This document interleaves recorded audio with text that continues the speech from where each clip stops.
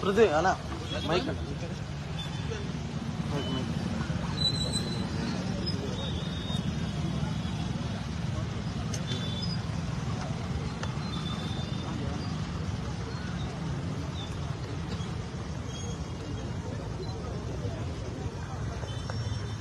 చాలా సంతోషం.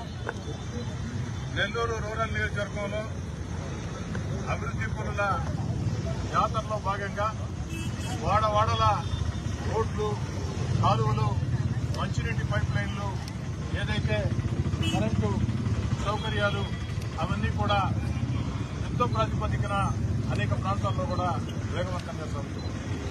ముఖ్యంగా పొదలకూరు రోడ్ ఒక మంచి రోడ్డుగా, అదేవిధంగా ఏదైతే సెంట్రల్ లైటింగ్ కావచ్చు, ఆ యొక్క కొంత ప్రాంతంలో సిమెంట్ రోడ్డు కావచ్చు, పూర్తి ప్రాంతంలో ఆ యొక్క తారు రోడ్డు కావచ్చు, ఆ డివైడర్లు కావచ్చు, అద్భుతంగా ఉంది.